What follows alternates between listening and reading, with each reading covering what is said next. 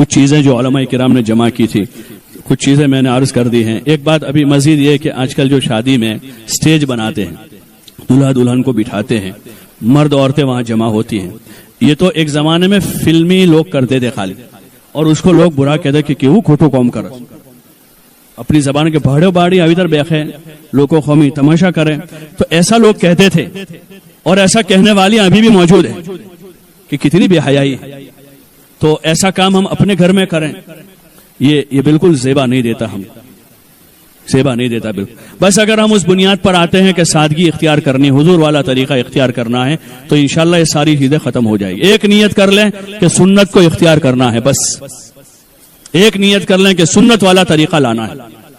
حضور کا جو طریقہ ہے, حضور نے اپنی بیٹی, جو سب سے لاڈلی بیٹی, جنت کی عورتوں کی سردار, جن کے بارے میں حضور کہتے تھے کہ یہ فاطمہ میرے جگر کا ٹکڑا ہے, اس اپنے جگر کے ٹکڑے کو, جگر پارے کو, جنت کی عورتوں کی سردار کا نکاح جس طرح حضور نے کیا ہے, یہ ہمارے لیے سیمپل ہے, یہ ہمارے نمونہ ہے. ہم چاہتے ہیں کہ ہماری عورتوں اور ہماری بچیوں کا حشر حضرت فاطمہ کے ساتھ ہو جاوے, تو ہم ان کے نکاح ان کے جیسے کروا دیں. کم از کم اتنا تو کہہ سکیں گے کہ ہم نے اپنی بیٹی کو آپ کی طرح رخصت کیا تھا, اپنے ساتھ کر لو. ایک نیت کر لیں تو انشاءاللہ سارا فساد ختم ہو جائے گا. اور سادگی, اس پورے طریقے میں سادگی سادگی ہے. اور فاطمہ جیسی زندگی گزروانے کی نیت کر لے اپنی بیٹیوں سے. ان کو یہ کہتے ہیں کہ ان کے جیسی زندگی گزارنی ہے. اتنا جو مجاہدہ تو اللہ نہیں کروائے گا کہ کئی دنوں کے فاقے ہو جاتے تھے, لیکن کبھی لڑکی شوہر کی یا ساس کی شکایت لے کر گھر نہیں آئے گی. حضرت فاطمہ کبھی حضور کے گھر نہیں آئی, شکایت لے کر نہیں آئی.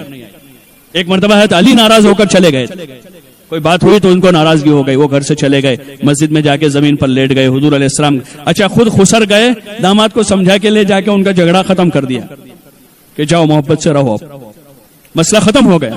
کیونکہ خسر نے وہ رول ادا کیا جو ان کو کرنا تھا. ہمارے تو لڑکی آئی شکایت لے کر تو خسر داماد کو گالیاں دیتا ہے اس کو فون کر کے, تو محبت بڑھے گی کہ گھٹے گی, جھگڑا بڑھے گا کہ گھٹے گا. حضور علیہ السلام والا رول ادا کریں اور اپنی بچیوں کو اس ترتیب پر لاؤ. نکاح میں وہی نیت کر لیں کہ انشاءاللہ ہم اپنی بیٹیوں کے نکاح حضرت فاطمہ والے طریقے پر کر دیں گے. تو انشاءاللہ مسئلہ آسان ہے, غریب کے لیے بھی آسان ہے, مالدار کے لیے بھی آسان, ابھی بھی آسان ہے, ہماری آئندہ نسلوں کے لیے بھی آسان ہے. کوئی مسئلہ گھر میں ہوا ہے تو اس طریقے پر لاوے. بلکہ یہ اسٹیج تو بہت دور کی بات ہے, ہمارے گھر کے آگے منڈپ بندھے وہ بھی ہمارے لیے زیبا نہیں. کیسا منڈپ جو بے حیائی کی کلب بنے 3 دن کے لیے ہمارا گھر کے آنگن. کیا یہ دن دیکھنے کے لیے بچی جوان بنائی تھی, اس دن کو دیکھنے کے لیے لڑکے کی تاریخ لی تھی کہ ہمارا گھر کلب بن جاوے 3 دن کے لیے اور بے حیائی کا اڈا بن جاوے. اس لیے آپ بہنوں سے ہماری گزارش ہے, نیت کر لو کہ سادگی کے ساتھ کرنا ہے. اگر ہمارے 2-5 مہمانوں کے لیے ضرورت ہے, محلے میں 1-2 مکان والوں سے بات کر لو کہ آپ کے مکان میں ہمارے 2-4 مہمان ٹھہر جائیں گے, تو اس میں ان کو اپنا نکاح کر اسی کی کوشش کریں. اور یہ باہر کلبوں میں اور یہ کیا کہتے ہیں پارٹی پلاٹوں میں جانے کا بھی رواج نہ بناوے اللہ کے واسطے. ہاں, اللہ کے لیے ان چیزوں کو ختم کریں. شادی کو اتنا زیادہ مشکل نہ بنا دے کہ مشکل ہو جاوے. جیسے ہمارے آسان ہے کہ 14, 15, 16 سال کی بچی رخصت ہو جاتی ہے, وہ اسی کا نتیجہ ہے کہ سادہ ہے. ورنہ 16 سال کی بیٹی کہاں رخصت ہوتی ہے آج کے زمانے میں, وہ تو ابھی باپ کے سر پہ درد بنی ہوئی ہوتی, وہ باپ کی نیند حرام کی ہوتی ہے رات میں کہ کب جائے گی اپنے گھر سے. اور اللہ نے فضل فرمایا ہمارے اوپر یہ کہ ابھی تک شادیاں آسان ہو رہی ہیں, زیادہ لمبی عمر نہیں ہو جاتی لڑکیوں کی. وہ اسی وجہ سے ہے کہ پرانے سادہ طریقوں میں ہم محفوظ ہیں. تو نئی ان چیزوں کو جگہ دے کر اللہ کے لیے اپنی مستقبل کی نسل پر ہم ظلم نہ کریں.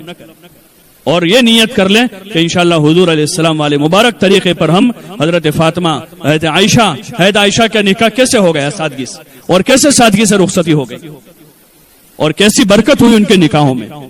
تو اس لیے اس کی کوشش کریں. لیکن یہ ذہن آپ کو جو ہے سال تک بنانا پڑے گا. لڑکی 10 سال کی ہے تب سے آپ کو یہ باتیں کرنی پڑے, یہ ذہن بنانا پڑے گا. اور ایسی شادیوں میں نہ جاوے اللہ کے لیے. ایک مرتبہ حضرت حکیم الامت کے خلیفہ جو پہلے جج تھے نا, خواجہ عزیز الحسن صاحب رحمۃ اللہ علیہ, تو وہ پہلے بڑی پوسٹ پر تھے, شاید کلیکٹر کی پوسٹ پر تھے اس زمانے میں. تو ان کا وہ ایک کلرک تھا ان کے وہاں, وہ کلرک کے وہاں شادی تھی, تو کلرک نے ان کو دعوت دی شادی کی. تو انہوں نے سوچا کہ اگر نہیں جاؤں گا تو کہے گا کہ میں حقیر فقیر آدمی ہوں, بڑے آدمی اس لیے میرے گھر شادی میں نہیں آئے. اور اس نے بیوی کے ساتھ جانے کی دعوت دی تھی, تو اس کا دل رکھنے کے لیے اپنی بیوی کو لے کر چلے گئے. شادی میں سے واپس آئے تو ان کی بیوی منہ چڑھا کے گھر میں بیٹھی ہے. یہ تعجب میں پڑ گئے. پوچھا کہ کیا وجہ بھائی, کیا ہوا, کیا ناراضگی ہے؟ تو کہنے لگی کہ وہ تمہارا کلرک اور اس کے گھر میں تو یہ چیزیں اور اس کی بیوی کے پاس ایسے کپڑے, اور تم کلیکٹر ہو کر مجھے سارا نہیں دلاتے ہو.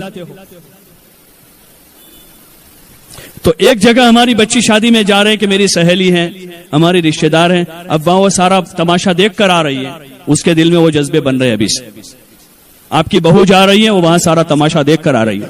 ایسی شادیوں میں شریک نہ ہو. ایسے رشتہ داروں سے ہاتھ جوڑ کے معذرت کر دیں, ان کو 500 کے بجائے 1,000 روپے کا ہدیہ بھیج دیں. 500 دینے کے تھے, 1000 بھیج دیں, لیکن ایسی شادیوں میں شریک نہ ہو.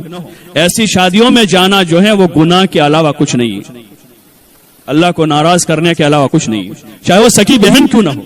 وہ بہن اپنے معمولی اپنے بچے کی جھگڑے کی وجہ سے آپ سے ناراض ہو جاتی ہے, تو 2 سال آپ اس کے گھر نہیں جاتے. کہ اس کے بچے نے آپ کے بچے کو مارا, آپ نے شکایت کی, اس نے لڑائی کر دی, اور پھر آپ کا جھگڑا ہوا تو 2 سال تک نہیں جاتے وہاں آپ کے ایک چھوٹے سے بچے کی وجہ سے. تو اگر وہ اللہ کا حکم توڑ رہی ہے اور آپ اس کے گھر نہیں جاؤ گے تو اللہ راضی ہو جائے گا, اللہ خوش ہو جائے گا, اور ایسی دشمنی کرنے میں ثواب ملے گا. ایسی دشمنی کر لینی چاہیے اگر کوئی کرتا ہو. ہمیں نہیں کرنی کسی سے دشمنی, لیکن اللہ کے لیے بعض مرتبہ کرنی پڑتی ہے. وہ ایسی ہوتی ہے کہ بھائی تمہارے یہاں بے حیائی ہے, تمہارے یہاں تماشا ہو رہا ہے, تمہارے یہاں یعنی لڑکے لڑکیاں جمع ہو رہی ہیں, اگر یہ بند نہیں کرو گے تو ہم تمہاری شادی میں نہیں آئیں گے. بہن اپنی بہن سے کہہ دے, ماں اپنی بیٹی سے کہہ دے بیٹا میں نہیں آؤں گی. ایسی مائیں تھی اور آج بھی ہیں بازے جو دب کر کہہ دیتی ہے, اپنے بیٹوں کو کہہ دیتی ہے, بھرے مجمع میں بیٹے کو 2 تھپڑ مار دیتی ہے. وہ ماں کو حق ہے, باپ کو یہ حق ہے تو اپنی بیٹی کو, اپنے بیٹے کو, اپنے بہو کو, اپنے داماد کو وہ پوری سختی کے ساتھ منع کر دے کہ اگر تم یہ کرو ہم نہیں آئیں گے تمہارے. اگر یہ چیز ہوگی, پہلا تو طریقہ ہمارا وہ ہے کہ نرمی سے سمجھائیں گے, محبت سے سمجھائیں گے, لیکن گناہ کے کام میں تو ہم کسی طرح بھی شریک نہیں ہوں گے. یہ شادی نہیں ہے, یہ تو کلب بن رہی ہے وہاں. یہ نکاح نہیں ہو رہا ہے, نکاح تو مسجد میں ہوں گے, ہفتے کے دن, پیر کے دن, جمعہ کے دن. باقی 4 دن سے 5 دن سے جو تماشا ہو رہا ہے وہ تو ایک فلم ہو رہی ہے وہاں پر. اس لیے ایسی رشتہ داریوں میں معذرت کر دیں کہ اللہ کے واسطے ہمیں آپ معاف کر دو, آپ کا ہدیہ ہم بھیج دیں گے. اور ہدیہ ہماری طرف سے ہے, یہ لین دین لیور دیور جو رسم کے وہ نہیں ہے, ہماری طرف سے آپ خوشی سے ہدیہ قبول کر لو. باقی ہم آپ کے ہاں شریک نہیں ہو سکتے ہیں. اس لیے جب اس طرح کا رخ اختیار کیا جائے گا تو انشاءاللہ اللہ کی ذات سے امید ہے سمجھنے سمجھانے سے ہی مسئلہ حل ہو جائے گا. ہماری قوم کی صفت ہے, بولی ہے, ماننے کا جذبہ ہے, عموماً جذبہ ہے, اور عورتوں میں زیادہ جذبہ ہے ماننے کا. لیکن چونکہ آپس میں کہنے سننے کی کمی رہی ہے, اللہ کی ذات سے امید ہے اچھی طرح سے کہنا سننا ہو جائے گا تو اللہ اس مسئلے کو حل کر دے گا. پھر بھی اگر کہیں ایک چیز قابو میں نہیں آتی ہے تو ہم پوری نیت یہ کر لیں, پورا ارادہ کر لیں, ایسی شادیوں میں, ایسی منگنیوں میں جہاں بے حیائی ہیں, اسراف ہیں, فضول خرچیاں ہیں, تو ہم ایسی جگہوں پر شریک ہو کر ہم اللہ کو, اللہ کے رسول صلی اللہ علیہ وسلم کو ناراض نہیں کر سکتے. اللہ ہم سب کو اس کی توفیق عطا فرما.